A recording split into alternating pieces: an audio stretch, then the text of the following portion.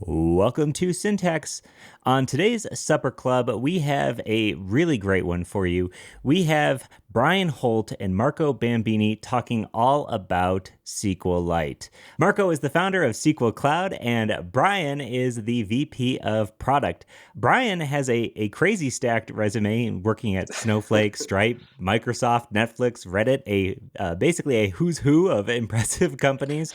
And Marco, the founder of SQLite, has been working in all kinds of SQLite based startups for a while here, since 2003. Right.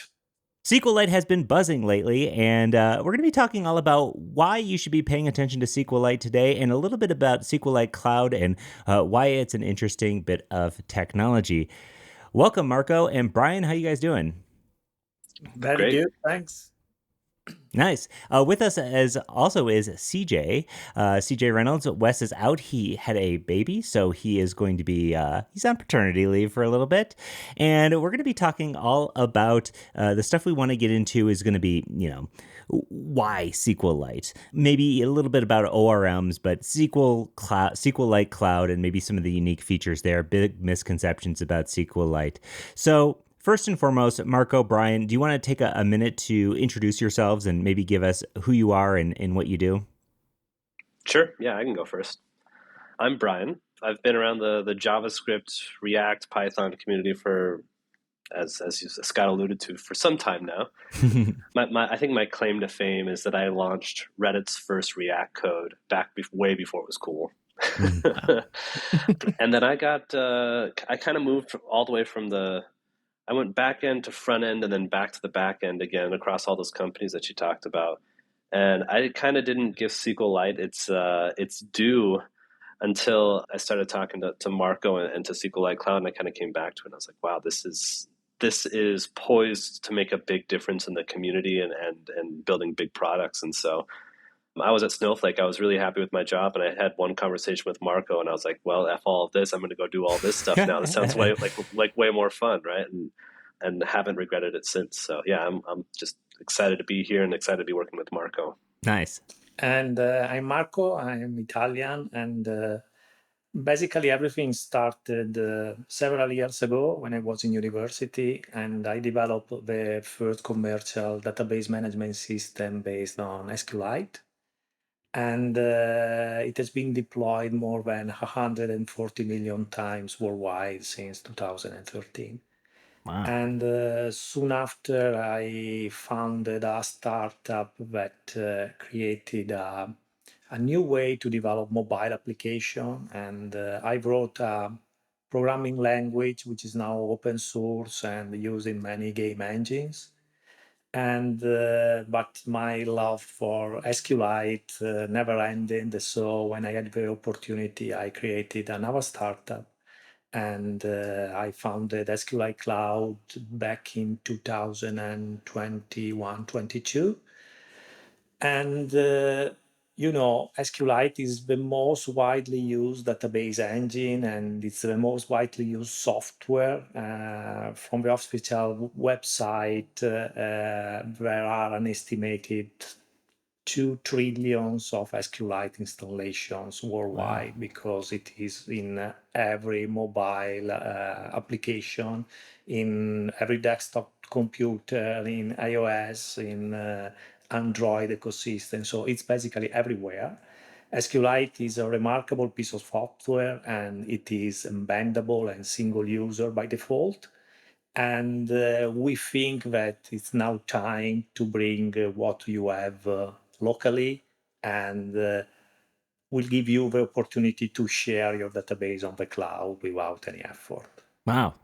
Yeah, sick. It does feel like there has been a bit of a wave of just people hyping SQLite or SQLite, as you say. And actually, before we even get into that, I want to know, SQLite or SQLite, which is it? SQLite. Doesn't matter. Yeah, I think SQLite. Yeah. I say SQLite. You do? You say SQLite? Yeah. I think both are okay, but I think Marco's correct that it's correctly said SQLite, despite the fact that I say SQLite all the time because I'm just lazy.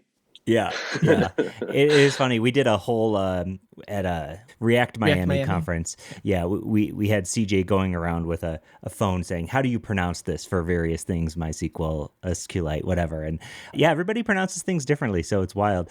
So, why do you think the wave has really come about more recently? I know Marco, you've been working on this stuff a while, but it does feel like in the past year or two, people are talking about SQLite a lot more now lately. What do you think that is? Recent thing. Well, I think that there are waves of new technologies every single day, basically, and but when you need a database, you want something that is efficient, remarkable, very well tested. You need something to trust. And I think that SQLite is probably the best tested software out there. For every lines of code, there are literally hundreds of lines of code that just added to test the whole source code of the library. And it is so efficient that you can split your complex SQL queries down to hundred of micro queries, and you are guaranteed that SQLite can reply to each query in microsecond time. So I think that people need something which is very fast, very optimized, and they know for sure that they can trust SQLite for the years that will follow. So because it's guaranteed to be stable up until for the next 50 years. So for example, the Library of Congress suggests to use SQLite as a default file format, for example. So it's a software that it's here to stay for a long time. Wow. I totally agree with Marco. I think that, in my 15-year career of watching tech, we've had these like expansion moments where we'll go out and like, let's make the biggest, craziest databases, and we ended up with Aurora and Dynamo and just these like sprawling metropolises of databases that can, and Cosmos DB, that's when I used to work on at Microsoft. And Snowflake, I think, is a phenomenon of this as well. It's kind of like this like zero interest rate phenomenon of like, let's build the biggest, craziest thing that can do everything, and also a bunch of stuff that no one would ever really want to do, but we can, right? And then I think we're coming back into this kind of newer reality, like where we value simplicity and we value smaller footprints and we value lower cost and we value the ability to run literally anywhere, right?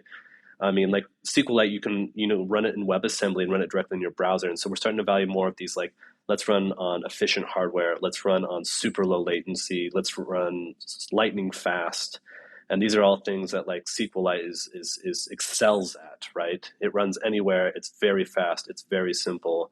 And I think Marco and our engineers have done a really good job of taking that simplicity and blowing it out and making it really powerful as well. That was kind of the limiting gating factor, that it was, file-based and single user. And we kind of removed that initial kind of barrier there, that it can now supply and be used in much more demanding use cases while still maintaining that simplicity. Yeah.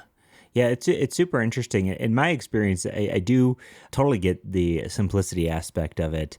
So would you say those are kind of the key things that make SQLite special in general?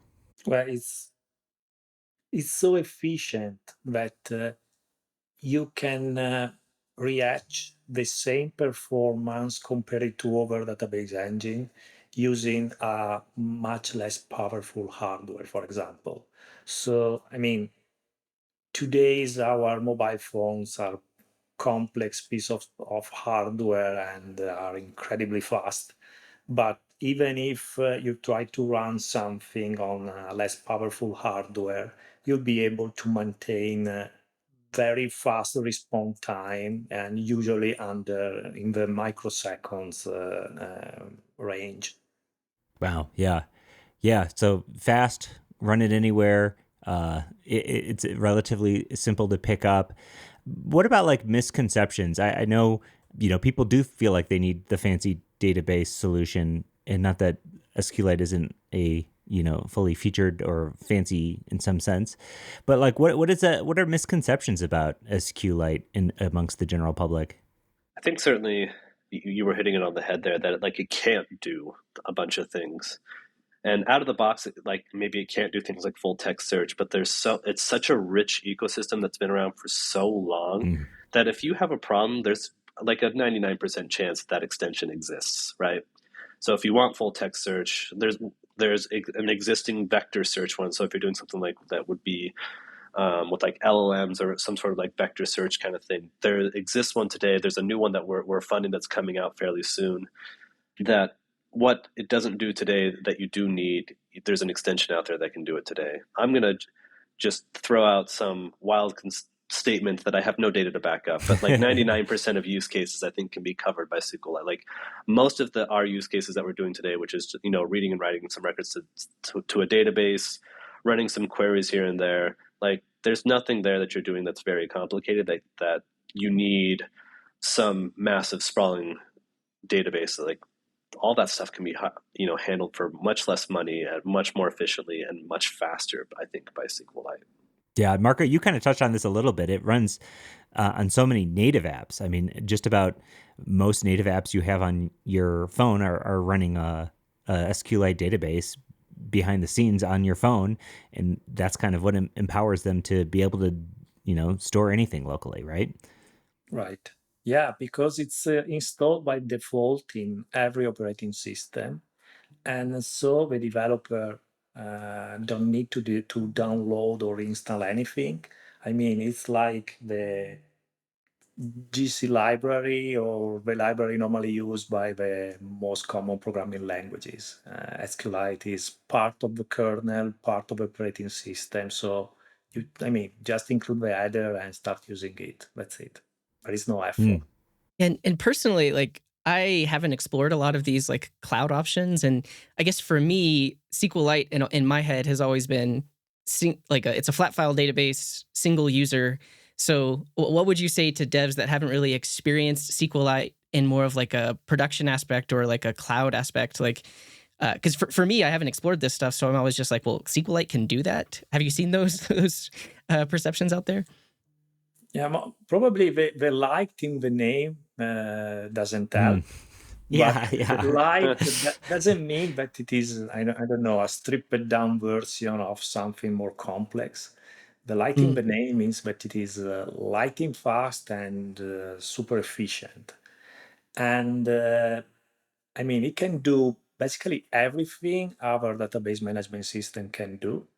And on top of that, we as SQLite Cloud added a lot of enterprise and cloud function like authentication, like role-based access control, the ability to have suggestion about the best index to use for your complex queries, and a lot of things that are available in our dashboard. So we started with a very good code base, which is SQLite, and we enhanced and added all the features needed by in a cloud version of every database. I think that's a really good point you made, Marco, about the light in the name. Kind of, I do think that is a marketing issue. You guys spend a lot of time trying to persuade people otherwise that it's not a light piece of software, or it's light but not light in features. I've been spending a bunch of time just talking to developers. And by the way, if anyone wants to talk to me about SQLite, just reach out to me on Twitter. I will talk to anyone about it. Most of the people that I talk to about this are just excited. It's like, I love this piece of technology, and I'm so excited now that I can just use the one that I start with. Like if you start out like a Rails tutorial today, it uses SQLite like directly like in the first page there, and they're just excited. It's like, I don't have to like migrate later, right? I can just like keep going with the one that I have, right? And so we're really fortunate that we have 25-ish years of people being excited about this, and we're just finally saying like, hey, guess what you don't have to move off the thing that you're excited about. Like, you can just keep going with it and not have to like use like another piece of technology or learn something new or something like that. Like, just keep going with the familiar. Yeah, Definitely. I like that. I did a lot of MongoDB in the past, and I bounced to MySQL and Postgres, and I'm doing a lot of SQLite now, and it does. I have fatigue of switching database technologies all the time, so it's going to be nice to just consolidate on one. And obviously, I think SQLite is a great choice for that. Definitely. Yeah, and I guess on that note, what do you think SQLite does better than like Postgres or MySQL? So for me, in most of the apps that I build, my thought process is if I'm going to deploy this and it's going to have more than one user, I reach for Postgres. But what can you tell me? What does SQLite or SQLite Cloud do better, or like why would I choose it over something like Postgres or MySQL? Well, I don't like to talk about benchmarks because, as a developer, you can tune your benchmark to always win against any competitor. But we did a lot of stress testing about our solution versus MySQL and Postgres. And with the cheapest hardware we can find in order to stress test the resources, we tested a lot of, the most common queries runs against databases, and we are order of magnitude faster than MySQL and way faster than Postgres. But again, it's just raw speed, and we think that we can offer a complete solution. And I'd like to point out that our solution is not just a way to share your database in a cloud solution, but we offer a cluster, and a cluster means that under the hood there's the raft consensus algorithm, so you can distribute your solution worldwide, whatever you want, closer to your customer, for example. And we guarantee that you always have the strong consistency of data. And so if someone is write something in New York and someone else is reading at the same time in Europe, we can guarantee that you always read the most up-to-date information really committed to the database. Wow.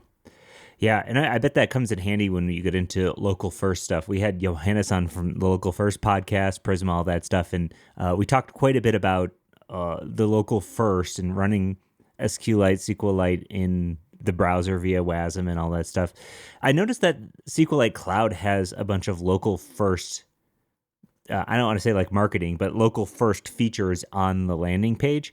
Can you maybe talk a little bit about how local first works in regards to SQLite and what you guys are doing in that regard? Yeah, basically, we didn't want to force the developer to use yet another SDK or yet another programming language, for example. So we developed an extension for SQLite, which is a shared library that you can load in your local database. And you can augment a table. And from the time the table is augmented, it start sharing information with our cloud infrastructure. And there are several ways to keep data in sync. But the most complex way is by using CRDT algorithms that guarantee you to reach the eventual consistency of data. That means that you can continue to use your application even if there is no network. If you turn airplane mode on, for example, I guess that 99% of the application you have installed in your cell phone simply doesn't work. Thanks to our solution, we can switch the paradigm, and you can continue to use the application. You can continue to offer an exceptional user experience. And under the hood, we take care to check if the network is okay or is available again. And we continue to sync under the hood all the data you can to write to your local database, so with zero latency. I mean, it's offline sync for free, right? Which is just, it's like I remember talking about this back when, what was the name of that Phone Gap, right? I don't remember if anyone remembers Phone Gap. I wish I did. I remember Phone Gap. Yeah, same. Yeah. I remember like writing some Phone Gaps app and like writing all of this code to just like handle all of like, if online do this, if offline do that, right? And it was like ended up being like half of my code base just providing for all these like kind of offline scenarios. and this like golden dream of just read and write to a database, and like it'll just all happen for you behind the scenes. Just it again, it kind of felt like a pipe dream until I actually experienced it. Like this is the future. And it's so much more simple than I thought it was going to be. Right.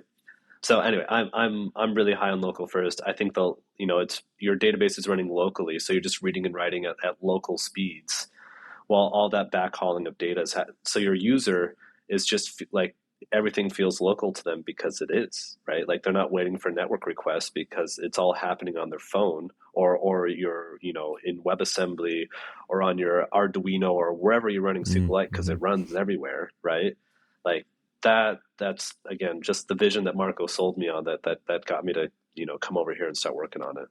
Yeah, I think local first for free it exactly sounds like a dream to me right now, because I've been doing a bunch of manual stuff with YJS and in all kinds of different writing my own implementations, but to hear that it just does it for you, I think that's really exciting to me, because I haven't gotten to use your technology yet. What exactly, where is it storing the offline information with how you guys are implementing this?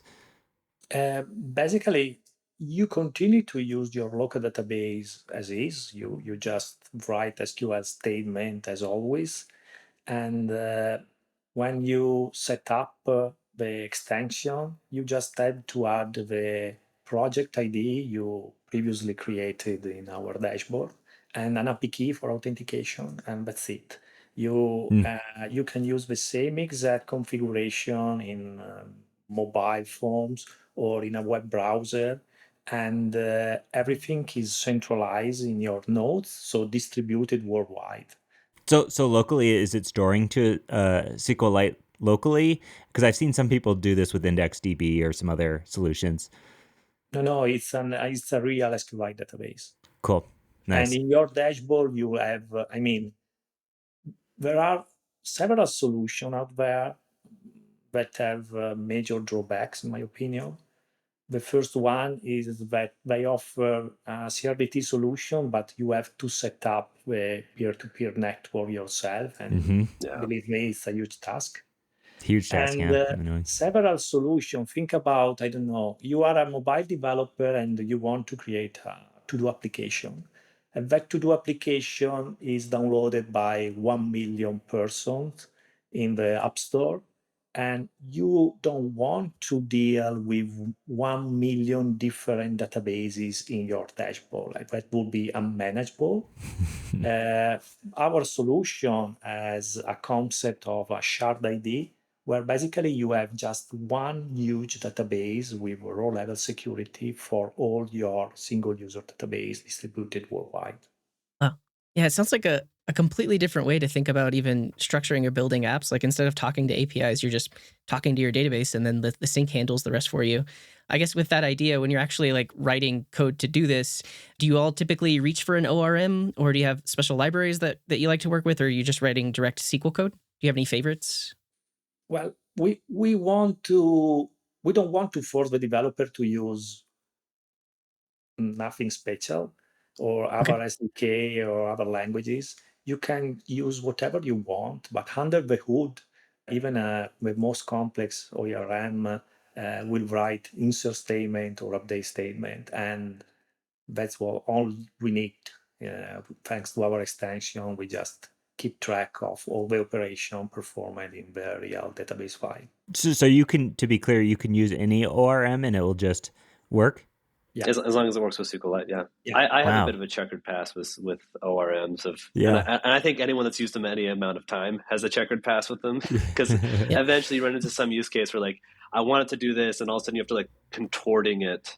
Like that was me in Mongoose for years, and Mongoose, and I love Mongoose, right? Like and thank you to the Mongoose maintainers. The one that I've enjoyed the most just playing around with our software has been Prisma. Prisma works great with it. It's a lot of fun. I respect the hell out of the Prisma developers as well. So I mean, and that one works great with SQLite Cloud. Wow, cool. Yeah, we use Prisma for syntax. Big fans over here. And we've also done quite a bit of Drizzle. But it's nice to know that you can use any of that stuff. That's kind of a pet peeve of mine with a lot of these local first products that you get into. And I know that you're not explicitly a local first product. That's just one of the many features. But like a lot of the local first products that you get into, it's like, all right, now you have to use our ORM to do it. Yeah. And I'm like, I don't want to. We don't want to learn do that. another ORM. Yeah, no thanks. Okay, let's talk a little bit about, since we've already kind of gotten into this a little bit, but SQLite Cloud. Can you maybe, now we've talked about the local first stuff, can you talk a little bit about SQLite Cloud beyond that? What makes you guys special, what it does, how it's different? Like, what is SQLite Cloud for people who don't know and never heard of you? SQLite Cloud is a company that enables to share your single user database file without any effort.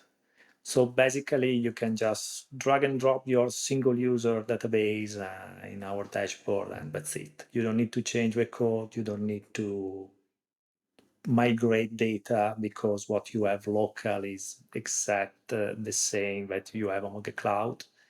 And if you think about PostgreSQL or MySQL, and if you think about the database inside that database management system, the database is just an abstraction above files and directories and special files. But in your nodes inside SQLite Cloud, you just have a single file that you can download or upload at any time, and you can get access to your data at any time if you want to work locally, for example. Again, I keep talking about why I chose to work here, but the thing that like really appealed to me is I have a really strong passion for getting newer developers or just developers kind of in general started on products and then helping them scale. And I've worked on a bunch of projects, like Azure is probably the one that I've worked on that's like, it's pretty much for advanced users only. Like it's not a very welcoming piece of software, but if you want to be Walmart, right, it does Walmart scale things.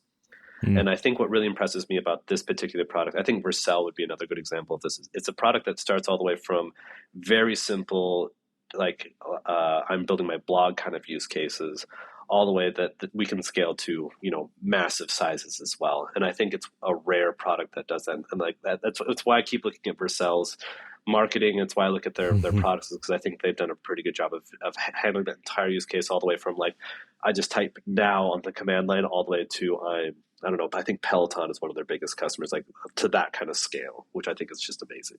Yeah. What other things do you think make for good approachable software in that way? I think it's kind of what I was talking about earlier. It's that tension between simplicity and power, or the convention versus configuration, depending however you want to explain that kind of that tension. But how can you get something all the way from understandable and parsable from a perspective of someone that doesn't understand your product all the way up to I need to do the most wild thing and I need to bend your infrastructure in unnatural ways, right? So how do you have all that simplicity baked into that getting started experience all the way up to that configurability and that, malleability at that massive scale? Yeah. Yeah. I mean, in just, speaking as somebody who can get overwhelmed with some of this stuff, the onboarding to create a database, a couple of clicks, you get your username and password, and then it gets you up and running. That process has been kind of something that you all are taking very seriously in that onboarding phase. We have, and we will certainly continue to. We're not quite GA yet as of the recording of this podcast, but it's definitely one of the things that we're going to have a strong pass through next to make sure that we kind of.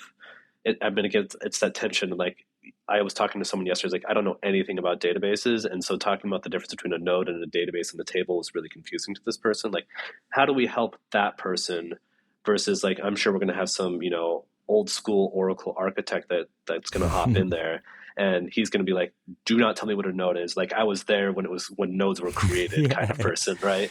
Yeah. It's like, so how do we handle both of those people and not frustrate either one of them? Yeah, that's a tough balance, right? Yeah.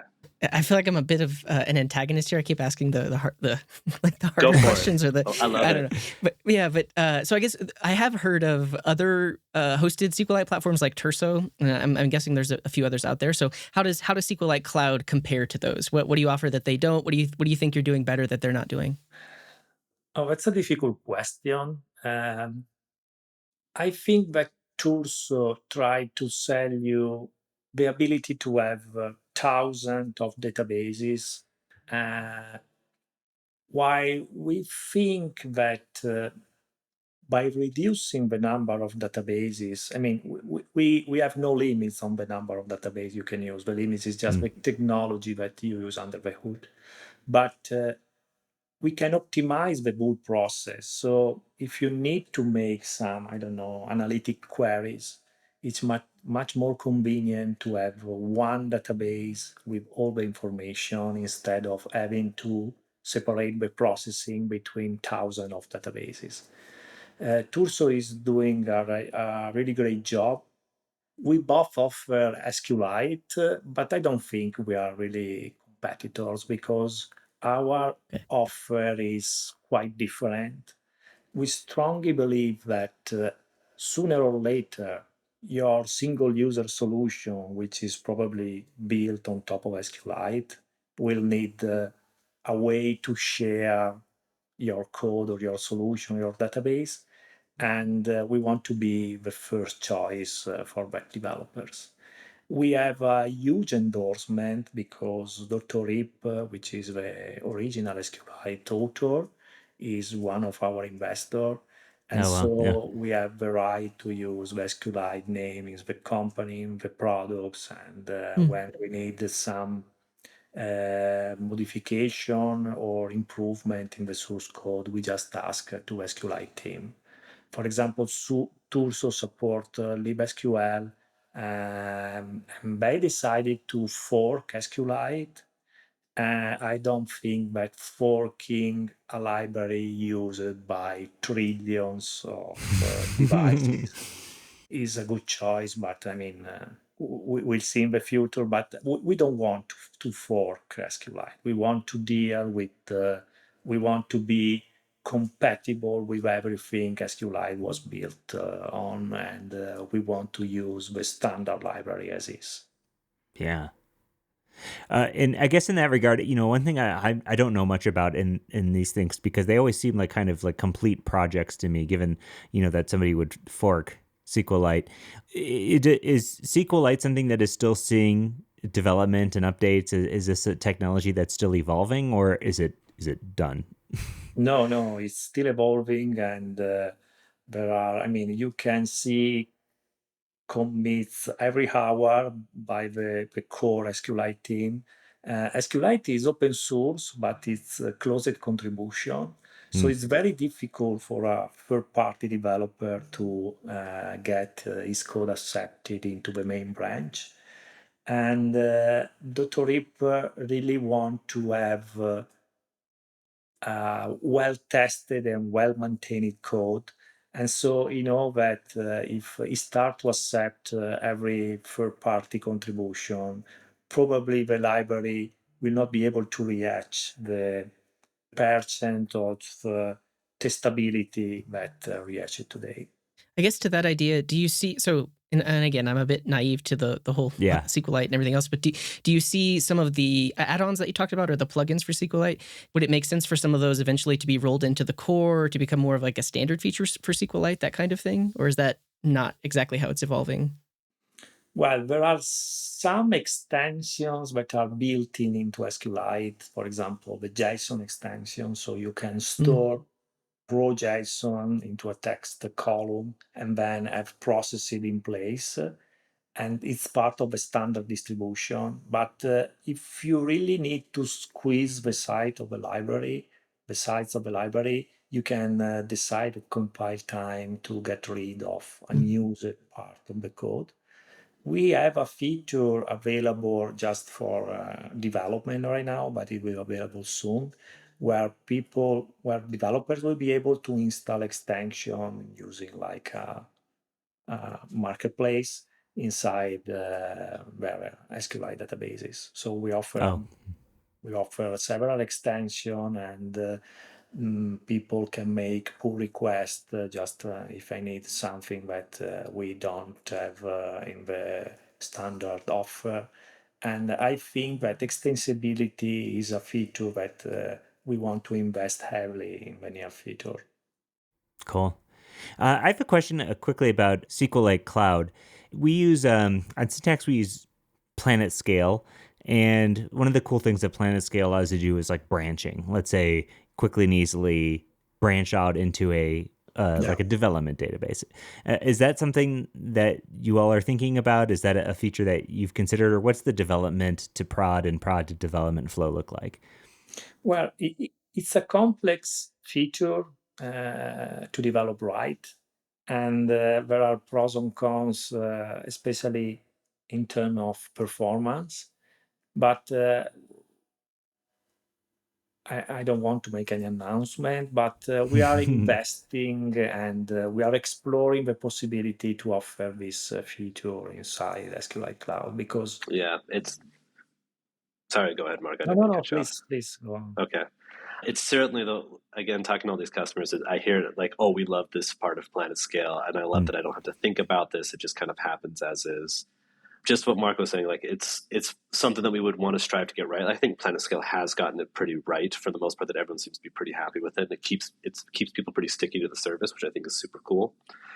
Right now we're pre-GA, and so we are just marching towards GA. We're trying to keep everything that's like not in GA scope out of our kind of discussions at the moment, just so that we can get something in your hands so you can tell us what you want, what you don't want. Like we're going right now for the minimum lovable product. And I think that it's something that we were interested in doing. It's something you can do because it is, at the end of the day, it's just SQLite at the end of the day, right?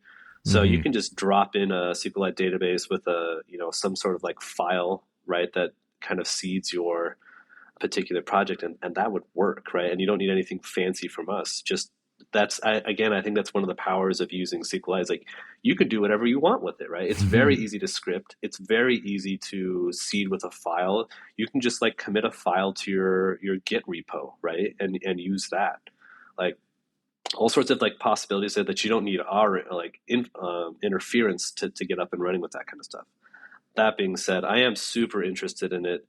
Some sort of, and it kind of comes down to like a schema management issue at the end of the day of like what that branching process really looks like, and trying to get that kind of feature set all rolled up together. So I'm super, super open to feedback on this. If you guys have ideas, I mean, either, Scott and CJ here or other people that are listening out in listener land, I'm all ears. I would love to build something that you'd want to use. Yeah, the best place to do that, we're on YouTube, so you can find us at youtube.com/@syntaxfm. Leave a comment. It would be a great place for that. Yeah. And we would love for that as well. You mentioned GA, for those of you who don't know, stands for general availability. And that just means like what the product is available as a production version to anybody who wants to sign up and pay for and use it, correct? So when do you see a timeline for that in general? Is there anything that you can tell us about when this is going to be generally available? Because I have a little demo DB spun up, but that's obviously not, GA. So what's the time look like on that? Yeah, it's a good question. We kind of have a rolling GA schedule. So right now we're in open beta, so anyone can sign up for free. And if you're listening to now, we invite you to come, kick the tires on this. We will have a free tier going forward as well. So don't have any fear that we're going to rug pull you or something like that, or accidentally charge you. I was going to ask that. Like Yeah. No, I'm not about that life. We're aiming to have general availability, and that's mostly more to do with like getting all of our UIs in good shape, our onboarding experience kind of on point, all the pricing out there, all of the billing kind of stuff. The core underlying like database technology like that you want to go play with is like that stuff's done. Like that stuff's ready for you to come in and play with today. So we're aiming to have that first kind of like web developer oriented general availability by the end of May. So that's 10 days. That might be a bit optimistic at this point, but we're close, right? Yeah. And then we have some more, a mobile developer general availability. So kind of more of that like CRDT stuff that Marco was talking about, kind of like the offline data sync kind of portion of it. We're aiming for that more towards the end of August. And then we have one that we're focusing on embedded LLMs. So if you're running like LLMs, like Llama or like a ChatGPT type kind of model at the edge, and you want to have like vector search, and you want to have the ability to like store all of your data on the edge. And when I say edge, I just mean like the computer that's all the way at the end that's interacting with users. So that could either be like your computer, that could be like an Arduino, that could be your phone, whatever the edge is there. And we're aiming to have that kind of capability more towards, let's go more like September, October. Cool. Sick. Awesome. Let's say you've convinced me. I want to use SQLite in my app. Yes. So we did it. So yes. Can you talk a bit? Well, first of all, I'm also just as a curious developer, I want to know like how does it work? Because in my mind, coming into this, SQLite was just a flat file database, a single app, single user. So how do we go from that to something that's cloud hosted or like multi-user? Are we syncing nodes? And then also like with that in mind, like what is the developer experience like? Like, am I just writing to a SQL database and then your library handles the syncing and everything else? So yeah, what's entailed and how's it work? It really depends on your specific needs. If you need to create an application that can be shared with other users, so the technology to use is local first ERDT algorithms. If you need, on the other hand, if you need just to use the cloud version of your SQLite database, so we have several SDK available for all the most used programming language, from JavaScript to ROSI, Python, Swift, Kotlin, Go, PHP. And so you can just use the native SDK to connect to your cluster and start using SQLite statement as always. Okay. Sick. Something that I think concerns developers when I talk to them is like the security model of this, particularly when you're doing so like, hey, I'm sharing my database with you. Yeah. And like, so like I'm running like a database locally on like either like in your browser with WebAssembly or like on a phone. Like how am I preventing them from getting access to all of my data or blowing up my database or something like that? And with my concern, and it's one that I've heard from some of our customers that we've talked to, and so we just have a really interesting and useful sharding technique that where you can use like sharding IDs to get access. So this user can only access this part of the database that they would have rights to have access to. And by doing that, like the only thing they can end up messing up is their own data, right? Which is kind of true if you think about like that's not really any different than an API key, right? They could just pull their own API key out and open Postman and start sending like the queries to destroy their own data. It's kind of the same thing with SQL, right? But we're just running that directly on their device. Yeah, and especially for web developers, basically today when you need to create some logic on top of your database, you'll end up creating a backend or using another backend. But we offer a backend as a service, so you just have your database and you can create a REST API that can execute JavaScript or Python code. The code is executed in the same node as your database. And so you can literally write a lot of logic on the server side, and that's exposed as a REST API. So basically, you don't need to have a backend or other programming, server-side programming language, because we offer the complete package for you. Wow. Yeah, one of the things that really excited me about that is like, let's say that you have like a mobile developer and they, you're syncing your database with CRDT to that developer's device or the client's device. We'll actually ship the functions over there with them as well and run them directly on device as well. Cool. So you basically have like local first functions, which is not something I'm familiar with anyone else really accomplishing. So it's all done at lightning speed directly on their device, which I think is, pretty compelling. Yeah, I think and to be honest, I mean, the SQLite stuff is all really, really great, but the local first stuff is the stuff that is like really flashing lights at me, being like, try this, try this, try this. So like the having those local first functions, it solves so many of the problems that I've run into personally, because like I mentioned before, I'm like hacking a lot of this stuff together myself, using YJS or other syncing libraries, and the next thing you know, you're just really, really in the weeds. So it's really great to hear that you all are thinking about this in a way from a really practical perspective. It's not just solving a technical challenge, it's solving a actual developer experience challenge overall. Here's an annoying question: does it scale? Nope, shut her down. No. Yeah, it scales. I mean, we're a company, right? We're in this to grow up with you. So we have some really we have a free tier, we have a pretty cheap like developer tier for you all to get started. But like really this is just to get you in the door and start building stuff with us and getting excited about our technology because we think our technology is compelling enough that like, once you start trying it, that you're going to want to build businesses on this, right? Cool. And so it's in our best interest and my bottom line personally for us to scale up with you, right? And so we have the ability to make as many nodes as you need to scale out to as many regions as we can reach personally. Like we're in this to be partners with you to build really cool stuff to reach millions and billions of people. Yeah, and when you connect to your cluster, you never use your node address, but the logical cluster address, which is your project ID, for example. And we have load balancer distributed globally. And so you can be sure that your customer will always be connected to the node with a lower latency. So if you're a customer in Europe, they will connect to the European node, for example, and so for all over regions worldwide. Yeah. Wow. This has been really eye opening. Again, I've checked out a lot of products in this space, and this one really checks a lot of the boxes for me in terms of stuff that I've been really missing out on. So thank you so much for coming on today and enlightening us. Now's the part of the show where we talk about sick picks and shameless plugs. Did you guys come prepared with a sick pick? Do you know what that is? I did. Yeah, I came prepared. Sick. What is your sick pick? Yeah. My sick pick it's an app that I use on iPhone. It's called Trainer Road, which I don't think it's not that unpopular. So I imagine many of your listeners probably have heard of it. I'm on a journey to get more healthy. I mean, that's probably, every male in his 30s is probably thinking about the same thing as me. This was just one that like I really enjoy that like it kind of gives you like a graph that you follow on your bike.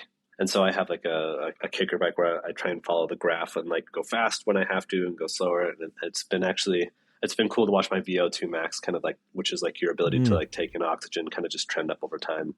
I've been trying to do it with Peloton for forever, and this is working way better for me. So yeah, that's my sick pick. What's it called again? Trainer Road. Trainer Road. Okay, cool. Yeah, I get that with like it does. I'm sure it's like a added motivation that you're outside instead of on the exercise bike inside. It works on both, which is cool. Oh, cool. Yeah. Oh, it does. Okay. So I do have a Peloton, and I do ride it quite a bit, but I find myself, I pull up my like video game system while I'm riding my bike, and next thing you know, I'm like not trying at all. Yeah, exactly. Yeah, I've definitely been there before. Yeah, I need to stay engaged here. Marco, do you have anything that you are enjoying right now? Oh, well, Could be anything. Yeah, well, I am a semi-professional tennis player, so I try to play tennis every day or go to gym. But what I like more during this, I mean, I'm involved in a lot of logical things like writing code, managing a startup, and reading books and keep up to date with all the latest technology. But I really enjoy gardening and do something more manual. Nice. You should ask Marco about his church. Oh yeah? Yeah. Yeah, several years ago, I bought a 17th century church, and I'm now trying to renovate the church because one day I'd like to transform the church in our office. Yeah, it's super cool. Wow, that's incredible, man. So tennis, and you said what level of tennis? Oh well, semi-professional. I do competition in Italy. Yes. Amazing, nice. The sport I started when I was much more younger. Wow, cool. Where are you at in Italy, by the way? I'm headed to Florence in a couple of weeks here. Oh, Florence is 2 hours away from where I live. I live between Parma and Mantova in the north of Italy. It's 1 hour south from Milan. Cool. Yeah, I've never been before, so I'm pretty stoked. Excited. Yeah, excited to get out there. Anything you guys want to plug or share with our audience before we head out here? I mean, please come try us. Like we're starving for feedback, and so we'll take all of it. We'll take all of the praise or profanities that you want to throw our way. And then you can probably see in my background here. I'm in Minneapolis today. I'm usually cool. live in Seattle, but I'm here to teach a front-end masters on containers tomorrow. So if you're Nice. interested in that, check that out as well. Yeah, shout out to Front End Masters, awesome resource. So cool, we'll definitely have to check that out. And this is the first time I've ever heard him say praise or profanity, and I gotta say that's awesome. That's a really great little thing you got there. Yeah. Cool. Well, yeah, everybody give this a try. We'll post the links. We'll make sure everybody has access to anything they need to check you guys out. I fired up a database while we were talking here. I'm gonna get to work here and give this a good try. So thank you guys so much. It's been really awesome. Yeah, thank you. Just super grateful to be on here. Yeah, Love syntax. thank you so much, guys. Thanks. Well, thanks, guys. We'll talk soon. Okay. Peace. Peace. All right. See ya. Bye bye.